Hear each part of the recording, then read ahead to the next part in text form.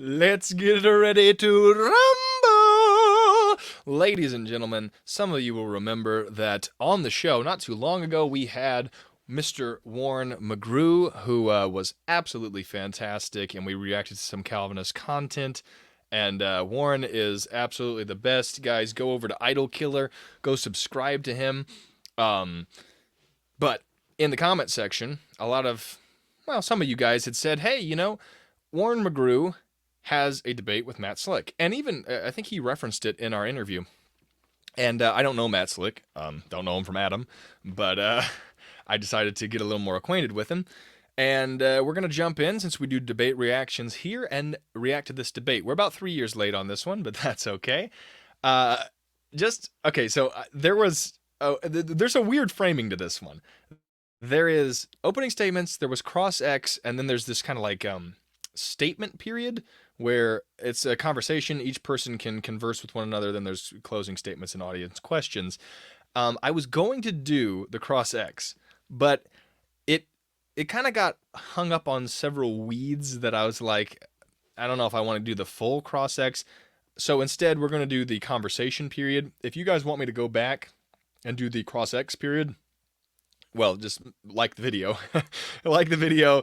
If this video gets 100 likes, I guarantee you I'll go back and do the cross-X period. But we're just going to do the conversation period right now. We won't do all of it, probably, but this has been a fiery, fun one. Already names have been called. Warren told me when we were talking to him that he's been called a Pelagian, semi-Pelagian, a heretic, a buffoon. And by the way, I kind of think that he probably was called all those things in this debate, because there's been a lot of name calling today. So let's hop into this. This is on Total Depravity, the total depravity of man. And I think this is going to be a fun one, guys. The last time we reacted to Calvinist stuff, or the Calvinist debate, was Leighton Flowers and James White. And oh boy, was there a fun comment section there. So yeah, bias is on the table. Not a Calvinist. Do not hold to total depravity. So I just want to throw that out there, or really any of the Tulip. I maybe Perseverance of the Saints, but again, maybe. I'm in between. I'm shaky on that one. So regardless of all that, just want to throw that out there. We all have our biases. I'm not even going to pretend like I don't have it. There's some people who are like, I don't have a bias. Have a bias. All right. So if you really like Matt Slick, or Warren McGrew, whatever, I'm going to try and do my best to evaluate this. But if you feel like I'm getting biased, I already announced to you I have one. And I'm going to try not to put it out front and center, but it may seep in. But let's get into this. Let's have a little fun. All right, here we go. To more of an open discussion here, where it's not really question and answer. You guys sort of can free flow now. So my first question will be for both of you guys. I mean, it seems like we're having issues with the definition of total depravity. So if both of you guys could define total depravity, and we can go in from there. Well, before the debate, you had me define this for Matt, and he agreed to it. But I said, as a result of Adam's transgression in Eden, all his progeny are born spiritually dead, condemned, possessing his sinful nature. As Calvin and the various Reformed confessions state, our soul, flesh, will, and intellect are thoroughly corrupt and naturally incapable of rightly understanding God or seeking after him. We are incapable of even disposing ourselves to such reform. And plus, I'm going off of his website where he defines total depravity. Mm-hmm. All right, Matt, do you see any issues with that? That's fine, yeah. Okay. And I've expanded. One thing I do want to say, okay, so that's some framing right there, because this is in cross-examination. This was a little bit of a contentious topic, so Matt has agreed that's the term we're using, right? Men are totally depraved in their physical, mental faculties, so it spans the gambit of what man is. So that was proposed. That was agreed upon. Let's get the framing properly here. Said, I defined at the beginning that it's the effect of sin upon all of what we are, but it doesn't mean we're as bad as we are, as we can be. And you'll notice in the definition, it starts that as a result of Adam's transgression in Edom, which is correct. We can get into that if you want. All this progeny, all the descendants, that means all, and in Adam die. 1 Corinthians 22, Romans 5:18. Through one transgression, there resulted condemnation to all men. We go to Romans 5:19 too. We won't get into that in the Greek. But it says they're born spiritually dead and condemned, possessing sinful nature. Of course they are. And all of what they do is corrupt. It doesn't mean that the corruption incapacitates their ability to understand various things. It means that they're corrupt. That's what total depravity is. And they are incapable of rightly understanding God. No unbeliever can rightly understand God. Even Christians have a problem rightly understanding God in a lot of ways. I have to correct so many of them on what God actually teaches. Okay, but Right. with the definition the reformers used of the sin curse touching all things, including mental faculties. And I think, again, this is what Warren tried to get out in his opening statement, and this is when he used Plantinga's defeater, but kind of reversed it a little bit. Wouldn't that apply to the thoughts that you think and the confidence of total depravity being true? I guess that's where they're going to go with this a little bit. But again, they tried that a little bit in Cross X, and it didn't seem to bear much fruit. Here on Carm, under total depravity, it says that an unbeliever cannot understand spiritual things. So would you say that you still affirm that tonight?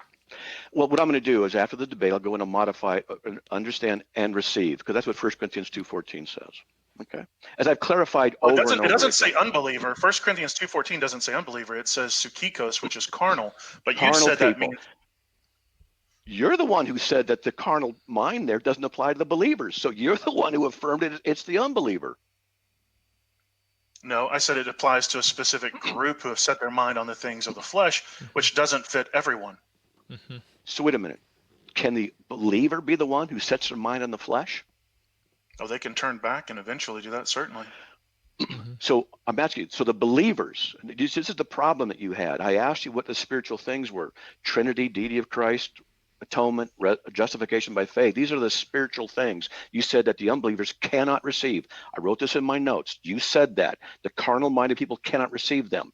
So are you telling me then that the Christians who've already received them, because they're carnal-minded, now don't receive them?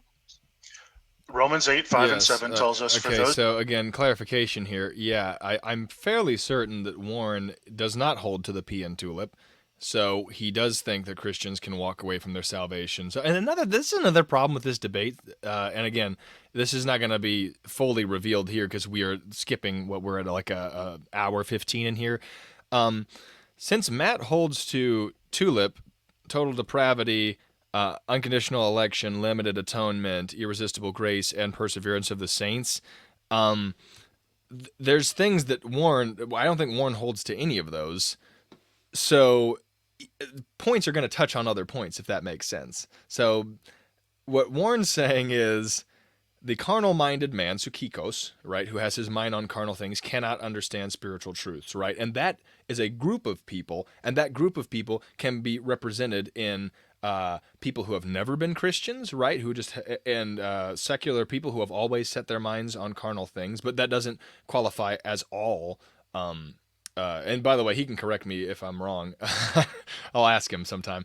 I don't think he's saying that qualifies as all non-believers, but it qualifies as a group of people. But it also could apply to Christian people who have forsaken the faith and gone back to the ways of the world and pursued carnality. So it can apply across the board, but it shouldn't only be applied to specifically the believer-unbeliever dichotomy, right? Because unbelievers, not all of them, have set their mind on carnal things. I think there's just a group of unbelievers who have, to the exclusion of understanding these spiritual truths. I think that's the case he was building out. But Matt has been a little bit confused on that because, again, he believes in the perseverance of the saints. So clearly a Christian who affirmed them at one time can never not affirm them in the future. And that's where some of the confusions come in. Those who live according to the flesh set their mind on the things of the flesh, but those who live according to the Spirit set their minds on the things of the Spirit. Paul affirms this in 1 Corinthians 2, saying, "We impart this with words not taught by human wisdom, but taught by the Spirit, interpreting spiritual truths to those who are spiritual." And those unbelieving Gentiles in Corinth heard, understood, and believed spiritual truth by way of using their God-given faculties, unlike the carnal men in their city who had so set their minds on gratifying the appetites of the body that they saw such spiritual truths and disciplines as foolish because they interfered in their pleasure.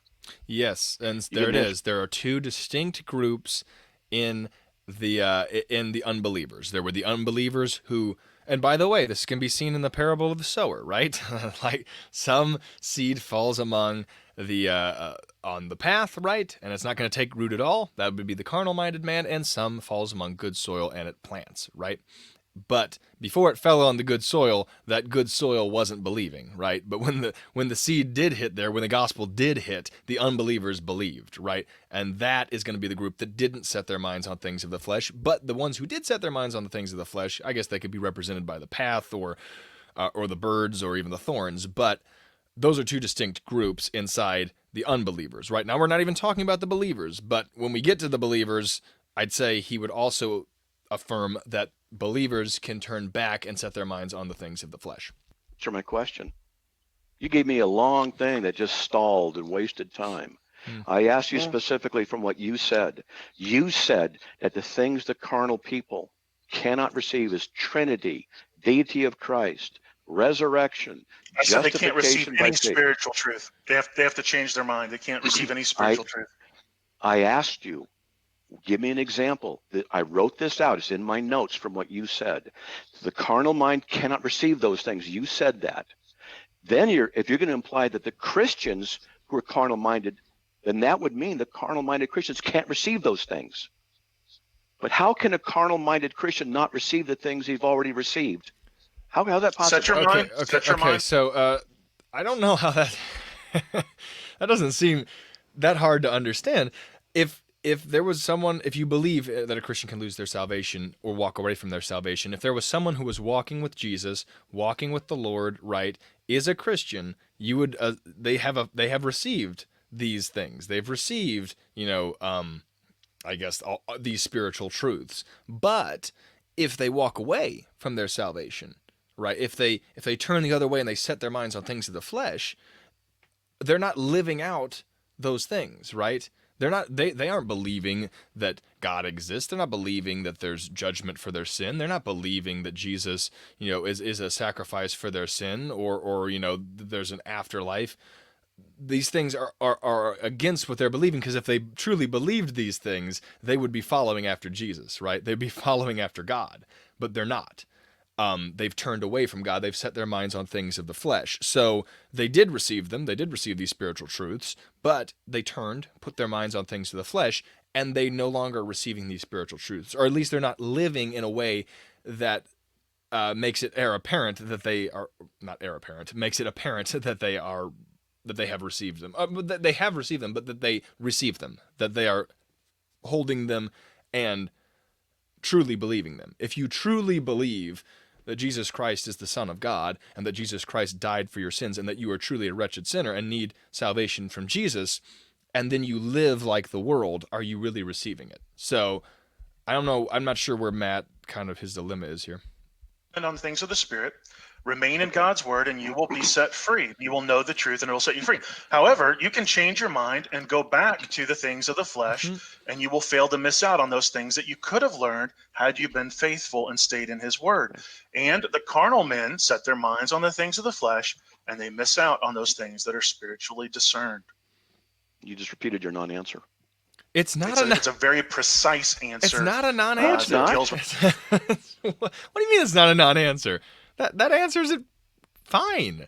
You can leave the things and you set your mind on the flesh. It's just, again, Matt is so hung up on all of the things he believes in the Tulip theology. He's not even acting like it's a possibility that you could believe you could lose your salvation. He's like, that's a given.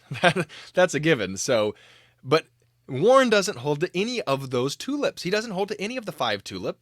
So, because of that, he doesn't have to play by the same rules. If he held to perseverance of the saints, then Matt Slick would have a point here. Then that's an internal critique of the system, because Warren does think that believers can't lose their salvation. Then this would be a good point. He doesn't hold to it, though, so it's not relevant. It's not even worthwhile. You need to make sure your interlocutor holds to that position before you can present this critique, and he already stated unequivocally he doesn't hold the position, so Matt is just not, he's just talking around things right now.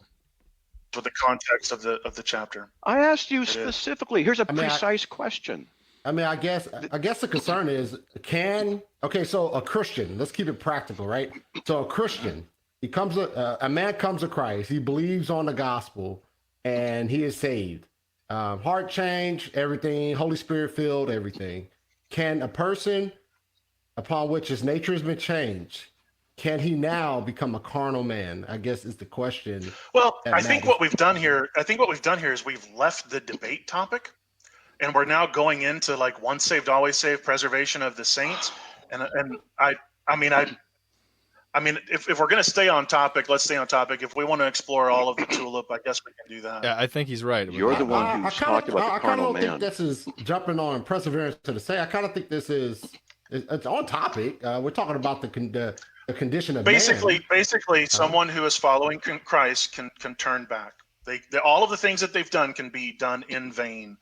Their faith can be in vain, their beliefs, their fidelity, all of that can be in vain, and they can turn back and become carnal once more. Yes, that's what I believe. So and to sum this up, basically to sum it up, what's kind of being said here again, the problem is that doctrines are laid upon doctrines. So what you're going to end up dealing with is, when you're touching on one, it's touching on another one. Like they're not all running in like point 1, 2, 3, 4, 5. What it actually is it's like a Jenga puzzle, and when you remove one, that's touching a couple other ones. So it's hard to argue the specific point because it's going to deviate into other points. That's why systems are created. That's why a point hinges upon another point.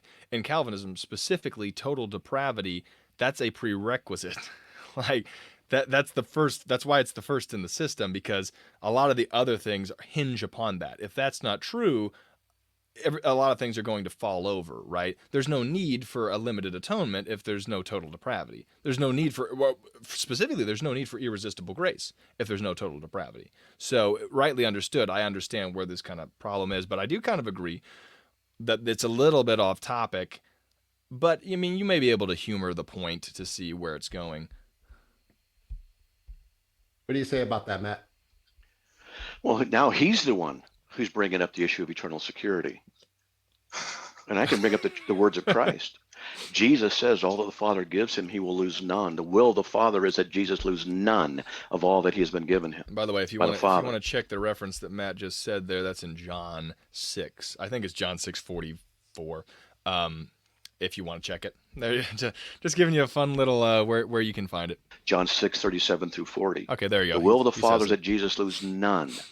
So if you're going to say that they can be lost, and you're accusing Jesus of sin. I'll concede. Okay, but here's the problem: it's not on the debate is not on perseverance of the saints. That's not the debate. The debate is on total depravity. So again, Warren is right. You guys just jumped off topic. Now, unfortunately, the moderator allowed it. So now we're talking about perseverance of the saints, and whether that's unbiblical or not.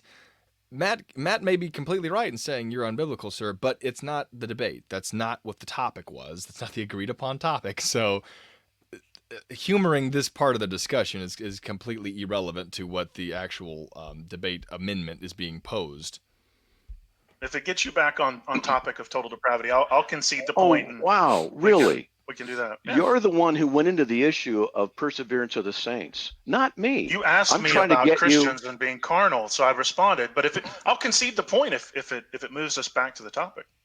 Then, well, if we want to debate eternal security later, I'll just say you already conceded the point. I don't know what your position is. You can teach lose your salvation. That's another point. But I tried to get you back on the issue. 1 Corinthians 2:14. Okay, I'm using your. That's wonderful, but unfortunately, again, the debate is not on that subject. So whether he conceded it or not, okay, fine. Have a debate on eternal security sometime in the future if that's what you really desire to have, Matt. But that isn't relevant to what the debate is on. And it's not fair, by the way, because Warren didn't bring it up.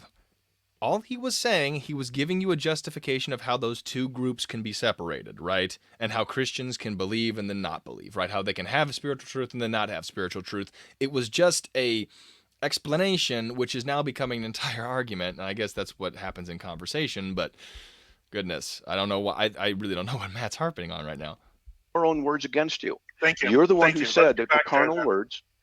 I'm telling Just you move that you on. said the carnal person cannot receive the things of God, the spiritual things. I asked you, well, what are those? Give me examples of them that they can't receive, and it's Trinity, deity of Christ. No, He those said were your anything, examples. man. I said they can't receive anything. Yeah, he said anything. Because I they're asked you spiritually concerned. specifically, and you agreed, and we went through and listed them out. And I said, this, yes, I this, said yes, those this, are yes. all spiritual truths, but we don't know what spiritual truths were being referenced here. But yes, So those are the theoretically, ones. Those are the ones that you agreed to. If you want to backtrack to get out of the dilemma, theoretically, that's no. fine. So then how is it that a Christian who has already affirmed those things, that's what you have to be. You can be Christian and deny the deity of Christ and his physical resurrection. Mm-hmm. The Bible says so. Mm-hmm. I can go to John 8:24. I can go to 1 Corinthians 14, 17, and we can talk about it. The thing is here, these are the Mm-hmm. spiritual things. These are the spiritual Mm-hmm. things. You're saying then that the carnal person can't receive them. I ask you, does it apply to the Christians? The answer is either yes or no. If you say no, I win the debate. Are you say, asking me a question about the Christians contextually in the passage, or are you asking about Christians today in general? Okay, this entire misunderstanding could be completely alleviated if Matt apparently, I'm sure he knows it too. He's got to. He knows that there's people who don't affirm perseverance of the saints. Like, if he knows it, why isn't he just like, oh, I get it. I mean, some people don't affirm perseverance of the saints. That's how that works. But like, apparently it's a foreign concept to him that there's groups of people who believe that, which is weird because the Catholic Church doesn't believe in perseverance of the saints. The Orthodox Church doesn't. There's several Protestant churches that don't. So, I mean, the Presbyterians do and the Reformed Baptists do, but like, you'd think that he would have encountered this sometime in his study. This is the only. It's just one little misunderstanding, or ignorance, and we're not being able to move on anywhere with this debate because he just doesn't understand that apparently. So context matters, Matt. of course I know what context is. I teach hermeneutics. Context matters, and I'm going with what you said. You're the one who said that the carnal mind, set on the things of God, can't please God. Things of man can't please God. I agree with that because that's scripture. Mm-hmm. You said that the things of the spiritual things listed, the four things that I listed, but we know those four things have to be affirmed by Christians. Yes. I'm then asking the logical question, how does someone who's a carnal mind, if you're going to say it applies to the Christians, how do they not affirm the things they've already affirmed to be Christians? They when was the away from it. Even if you think it's wrong, that's what he's proposing. How do you not understand it? It's not just that you think it's. If you think it's wrong, argue why it's wrong. But like, at least understand. I feel like, man, what is it, Carlos Mencia in that South Park thing with Kanye West? Man, don't you get it, man? Please, please just get it. Like, if you got this one point, we could move on to the next part of the debate. But please, man, just get it. Doctrine of the Trinity first articulated, Matt, and tell me if the Corinthians had the knowledge to be able to affirm that. That's the point I'm making. You're getting into semantics, and I'm pointing out that it doesn't apply contextually. I'm saying that they had enough spiritual knowledge. Sure, certainly. Okay. Does the resurrection of Christ apply? Mm-hmm. Certainly. Does the justification by faith alone in Christ alone apply? I guess it depends. Again, we'd have to unpack your terms, but on the surface, yes. Okay, so those three things the carnal mind cannot receive. Christians receive them. How do Christians unreceive them? By forsaking them and turning their mind away from the things of God and putting their minds back There on we go. the things of the flesh. There we go. So then, hope that's they clear. No longer believe them, right? Of course. Yeah, they become unbelievers again, yes. Oh, they become unbelievers. Then we're going to get into the issue of, did Jesus lose any? You say yes. Jesus says to will the Father that he lose none. So you're accusing Jesus of sin. Okay, that has nothing to do with the debate. How many times does this have to come up? Fine. If that leads to a complete heresy and perseverance of the saints, okay. Have that debate next time. Next time you guys meet together, do a debate on that, and then present all the heresies that it presents. The debate, again, remember, it's on total depravity. It doesn't matter how... Okay, even if that is what's taking place, we have not had that conversation yet. It's not on perseverance of the saints yet. When we move to that, if you guys want to debate that, propose that next time, Matt, do that one, and then you can talk about that one. But again, he keeps trying to move the topic from what it is to the other thing. Whatever. I thought that what Warren said there is fairly clear, right? He made that very clear what he thinks. Now, disagree with it or agree with it, but please try and talk on the topic. That's a nice little tap dance, but no, sir. There's no tap dance to it. I've argued this many times in the pericope out of John 6:37 through 40. This is the will of the Father who sent me. Of all that he's given me, I lose none, but raise it up on the last day. Can Jesus do that? No. Let's try to draw back to, is total depravity true? Let's try to stick there. It seems like Matt's getting a little hostile right now. I would like to be able to again clarify here. We're told in Hebrews 2:14 through 18 that Jesus took up our flesh to redeem us, flesh which total depravity asserts is sinful and corrupt. Yet Jesus had to be made like us in every respect to fully redeem us. This would include every aspect of our nature, which again, total depravity asserts is stained by sin to its very root.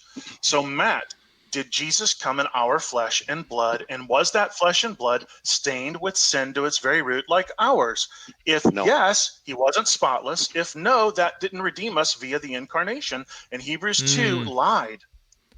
What? That is a excellent question. To unpack that out really quick, Jesus comes in our humanity. He's 100% man and 100% God, right? Unless we want to get into like Eutychian areas, and he's like 50%, 50%, or Apollinarian or Docetism, where he's all spiritual, or adoptionism, where he's all man. No, we all affirm, or Nestorianism, but that's a different argument. But in the hypostatic union, I believe it's the hypostatic union of man and God. I think that's what it is. You have 100% man and 100% God. He's 100% of all of us. So he's taking on 100% of man. But if man is corrupt, stained in the core with this kind of sin, in order for Jesus to be incarnated, right, to be our sacrifice, he would have to take on 100% of what we have, which ipso facto would follow he would take on that corrupt nature, that sinful nature that Matt is talking about. Now, if you want to affirm that, you're in territories, and we don't like to throw around heresy a lot, but you're in territories of heresy. No, you're committing heresy if you say that God Jesus was sinful. Sorry, no two ways about it. I try to be as generous as possible, but that's clearly heresy. But if you go the other route and you say he wasn't, he wasn't 100% man because he didn't have that category, he didn't have that kind of sinful category, so if he didn't have that sin on him, he wouldn't be 100% man, right? He would be something else. Therefore, he wouldn't be a proper sacrifice for us because he wouldn't be fully us, right? He couldn't be fully one of us, so he couldn't be one of our sacrifices. So the atonement would be for naught because it would be someone being our sacrifice who didn't live like we were, who wasn't like we were in 100% of all those qualities, which that's deeply problematic. So that's a great question, and I don't think that Matt grappled with it properly there because he just went, what? I hope that he's able to come up with a good reason for why that's not a problem, but that's what we call an undercutting defeater to an argument, right? And now Matt's going to have to be able to present a good case of why those two things don't work together like Warren has detailed them. Ask one thing at a time instead of a multifaceted question. Okay, one thing at a time. I apologize. Again, how many debates has Matt Slick been involved in? Like that's a clearly easy to understand question. It is one question. It's just a multifaceted. The multifaceted nature of it is just to say, if you come down yes, it's this. If you come down no, it's this. So which one do you? There was no confusion in that question.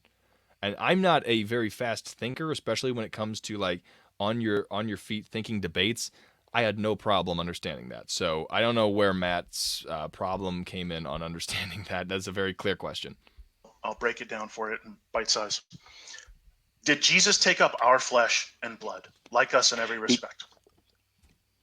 Not in the sense that he was sinful, had a fallen nature. No, he had a So human he was nature. not like us in every. Okay, so he didn't. So he didn't take up our flesh 100%. He was not like us in every respect. Exactly that. That would be the respect. And so Hebrews 2:14 through 18 you disagree with.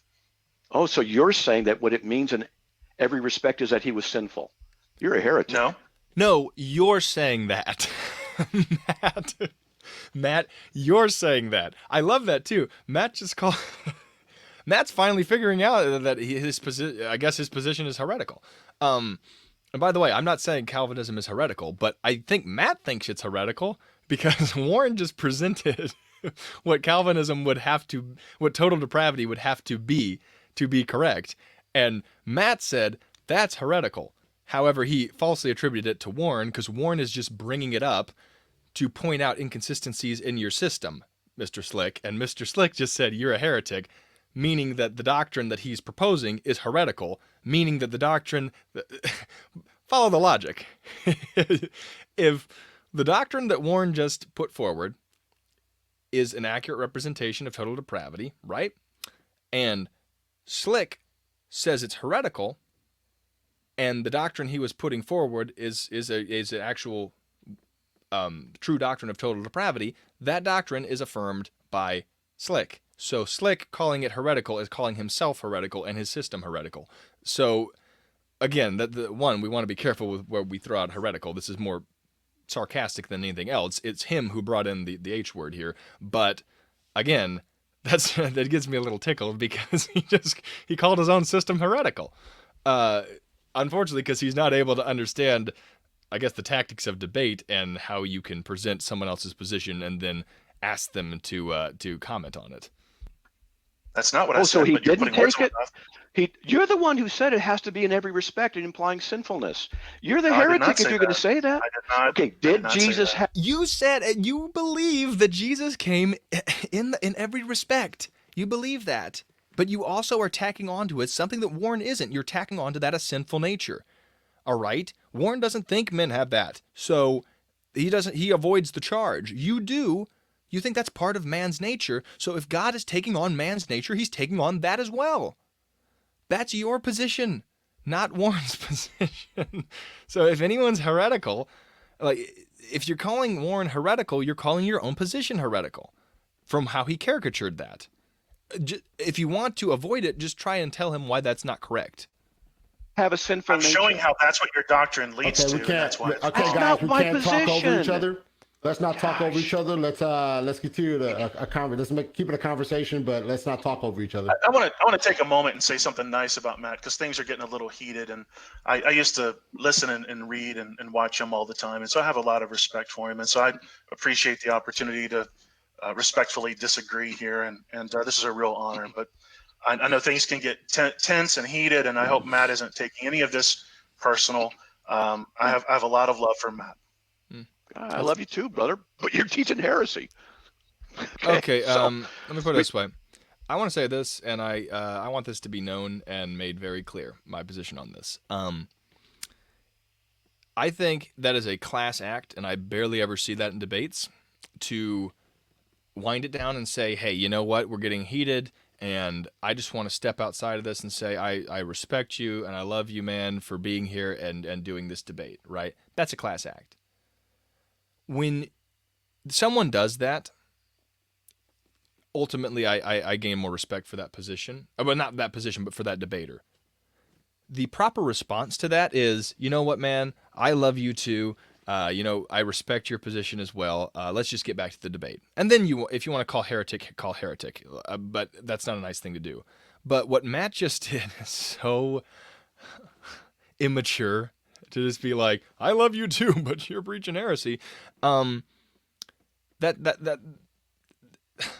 There's no place for that. There really isn't. One, there's no place for calling names in a debate, but there really is no place once your interlocutor in good faith has reached his hand across the aisle and said, "Hey, let me just back this up and give you a compliment and say, I'm not angry with you and I respect you."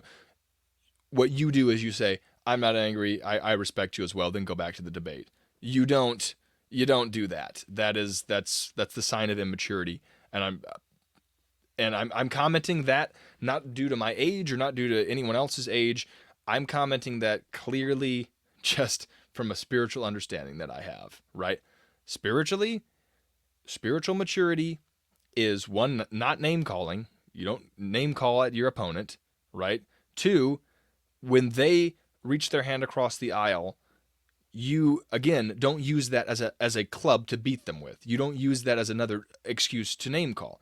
And if you're going to do that, it's fair to call that person immature.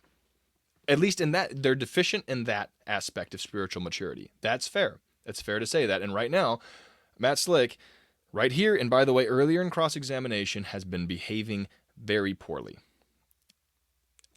I called James White out when he did this, and Matt Slick is doing the same thing right now. He's acting like a curmudgeon.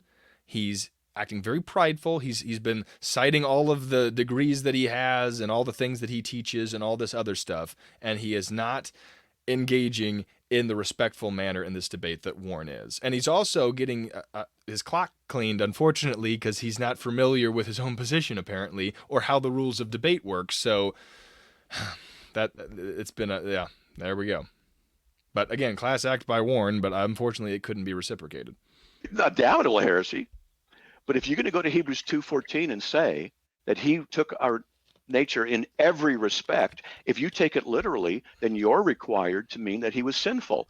I don't take it that way. Only. You are, Matt. So what Matt just said is he's inconsistent with his own system. That's the only other alternative. You either believe your system or you're inconsistent with it. If you're inconsistent with it, then be consistent with it. If you're presupposing total depravity, and that's where the problem arises. If you don't presuppose total depravity, then him coming in our flesh like us in every respect, innocent and remaining innocent, whereas we go astray, redeemed us via the incarnation. That's classic redemption through the incarnation. If Jesus didn't come like us, he didn't redeem us in the incarnation. What was the point of the incarnation if he wasn't like us? He said like question. Us, not exactly like us. In every respect, Matt. That's what Hebrews says. And he's like it in every respect. Was he like us in his... Okay, so he said like it, not in every respect like us. Okay, so can we affirm, I don't know, a partial docetistic view? Or what is it, Apollinarianism, which says that he is 50% of man and 50% of God, right? He was just half and half, right? He would be like us in some respects in that case. Would Matt call that heresy? I think he would. If that may be Eutychianism, I'm not sure. All those ancient views get muddled. It's either Apollinarianism or it's Eutychianism, or it's not Docetism. But I would assume that he would call that heresy. Yes. So he's just either he's just being wildly inconsistent with his system, or he really has never heard these kinds of challenges. Sinful respect. We're not born sinful. That's what we're debating here, sir. There we go. That's the point, yeah. We're not born sinful? No. So then neither you're a Pelagian. Was Christ. You're a Pelagian. No, sir, I'm not. Okay, so you're a Pelagian. Like, I think Matt is wholly unaware of other Christian thought. Like, I think that he thinks that all Christians are Calvinists, and therefore he's like, blow my mind. You don't believe in limited atonement? Oh, my word. You don't believe in irresistible grace? Goodness. Like, I guess I would recommend, like, if someone like, someone like Matt, not Matt specifically, if someone like him, were in front of me, I guess my advice would be, just before you debate again, read up on other Christian traditions. Whether you don't like them or not, whether you think they're wrong, you should at least read up on them so that you don't just assume everyone lines up the way that you do. And then the attack with Pelagianism. Most people don't read the council that surveyed Pelagian. I went and read that from some of the historical sources, and there's like 14 things that they brought up against him, and he pretty well cleared his name in that council. So just because Augustine created a bunch of caricatures of Pelagian in the time that he was besmirching him, if you want to call it that, and came up with this amalgamation of stuff. So Pelagian, I don't think was a Pelagianist, if like in the true way that Matt is using it and the way that he has defined it in the past. So okay, call him a Pelagian, because I think honestly Pelagian was probably closer to Christian orthodoxy than Augustine was.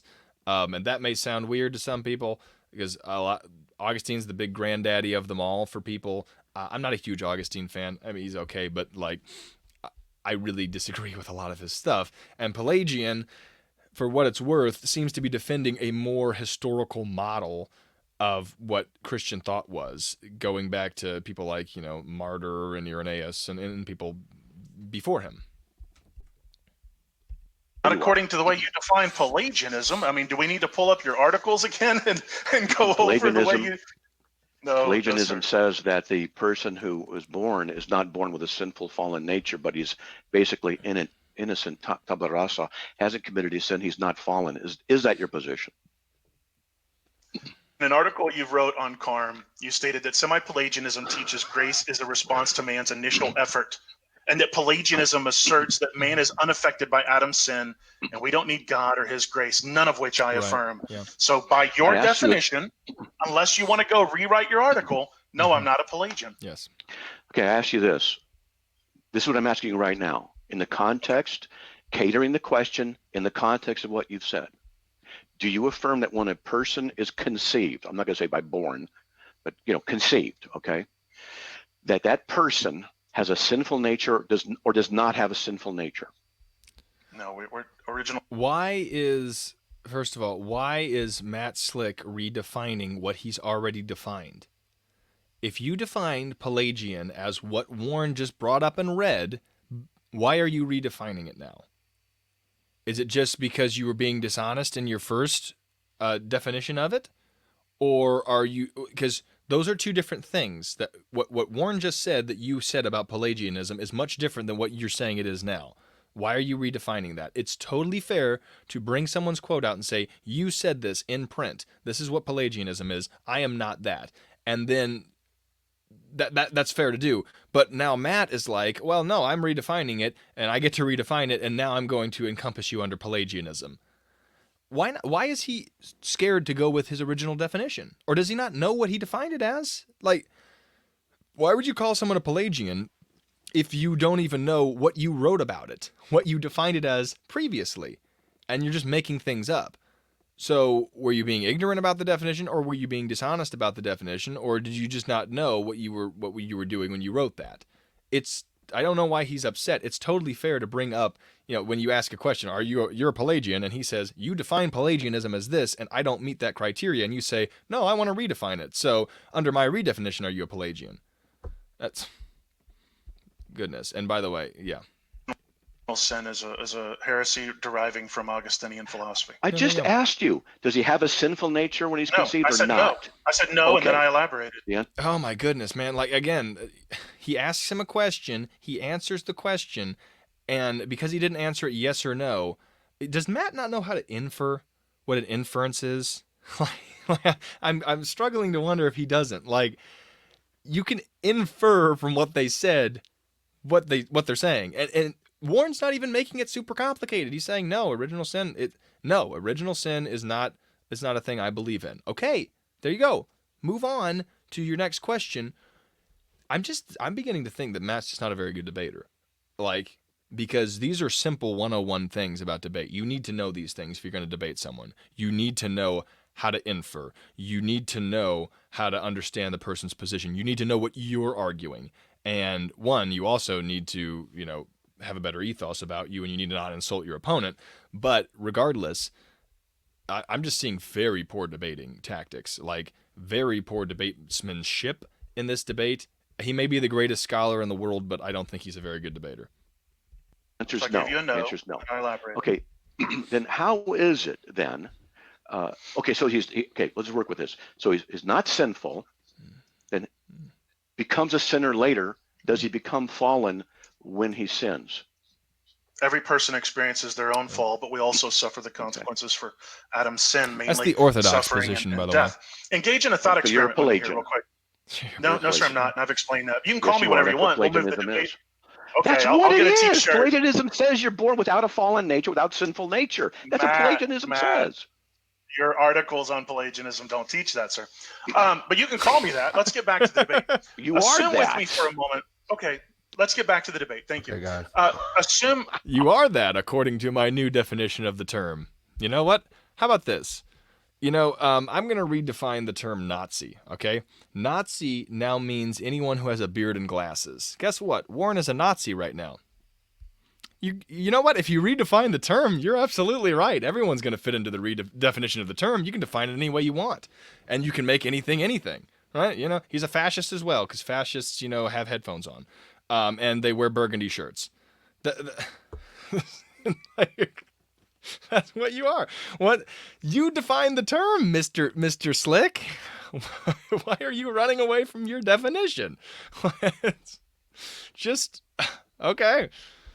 All right, maybe he forgot. Assume with me for a moment that we're not born. I know this is a stretch. Assume with me for a moment that we're not born sinful, and Christ came in our flesh, like us in every respect, as Hebrews says. Right. And while we go astray, Psalm 58:3 and all the other passages, Jesus remained innocent and upright the entirety of his life, thereby redeeming us. Please take a moment and explain why that wouldn't be a redemption via the incarnation. I'm not sure I'm following you.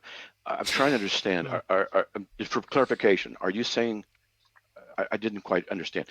Are you saying I'll that repeat. Jesus? I'll summarize it. No, I'll no. try and I'm concise asking that. Were you saying Jesus was born with a sinful nature but never sinned? No, I'm saying, good, okay. Assume with me for a moment that whatever you want to call being born sinless, Pelagian or orthodoxy or anything in between, assume that is the biblical truth, just in this thought experiment, and that you and I are responsible for our sins because we went astray into sin, developing natures deserving wrath by following the devil into disobedience and trespasses. But Jesus came like us, innocent, and while we went astray, he did not, and thereby redeemed us. So what do you see wrong, assuming that Hebrews 2:14-18 literally meant he was like us in every respect? What's wrong in that scenario? What? You're not making any sense. Seriously, I'm taking notes, and I don't follow the logic of what it is you're saying. Assume, I have written in my notes, assume the heresy of Pelagianism, which is what you want me to do. And Assume then, that you were born sinless. I think I figured out why Matt can't follow along, because he's writing notes that have nothing to do with anything. He's like, Warren lays out this exact, pretty easy to understand line of logic here, and Matt's like, okay, all right. Warren's like, assume that Jesus comes, right, and we don't have a sinful nature, and he comes in our place, and he's the incarnation. And while he's laying out all these events, Matt's like, assume that purple dinosaurs exist, assume that your grandfather is a plate of spaghetti, and then assume that the planet Mars is about to collide with the moon. And then at the end of that, he's like, Warren finishes, and he looks through his notes, and he goes, what?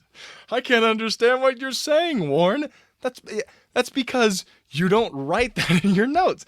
Write better notes, Slick, like Mr. Slick. Why are you writing things he never said? Yeah, if you're going to write ridiculous notes that have nothing to do with the line of logic, you're going to get lost every time in what he's saying. How about you write what he's saying? That's what flow is. You write what he's actually saying. If you can't understand, which I don't even know why you need notes, this is a fairly straightforward question. It's pretty easy to understand. I don't understand why he'd need to write notes for it. And then he writes, assume the heresy of Pelagianism. No wonder he's all confused. It's just getting embarrassing at this point now. Like, it's not even like, this isn't even, I don't know what to call this. It's just an embarrassment. Jesus came in your flesh and blood like you in every respect. You and I'm including myself in that, went astray into sin, but he did not. Thereby, he redeemed us because he lived a sinless life. So Jesus was born sinless, without a fallen nature. Yes, that's my point. Without a fallen nature, just like us in every respect. You and I did go astray. So then you're Pelagian. That's No. what Pelagianism teaches. Yes, it But you can is. call There we me go that. again. You can call me that. I do, because that's what it is. Pelagianism says that when a person is born, they don't have a fallen nature. Here we Matt, go I again. don't even meet your definition. Here we go again, man. And here's where should I define what the logical error is here? Just because you can point to one thing that is summed up in another thing does not necessarily make the thing the thing. Let me explain what I mean by that. All right. How about this? To be a Nazi, let's just use the Nazi metaphor. To be a Nazi, you need to be Aryan. All right, you got to be white. Let's just say that. Let's say that was a part of it. It probably was, but let's just say that to be a Nazi, you have to be white. Okay? Right? That is one of the qualifications of it. So, are all white people Nazis? No, because there's other qualifications to it. So just because you can point to one thing in the Pelagian system that Warren affirms, that doesn't necessarily make you a Pelagian. You need to point to all the things in the Pelagian system. And if Warren affirms all of them, then he's a Pelagian. If he doesn't affirm all of them, he's not a Pelagian, right? It doesn't matter. One thing is not going to get you there. And according to Matt Slick's own definition, there is more to the Pelagian system than just what he said. There is more of it. He wrote it out. You can go check it out. Check it out, I don't know, on his website. I'm not sure where Warren is pulling this up from. But you can check it out, right? There's more to it than that. And yet he's going to abandon his own definition so he can call Warren a Pelagian for, I don't know, no other reason than I guess to win the debate and make people scared that he's debating a Pelagian. This is what is called a false equivalency. I believe that's what we're dealing with here.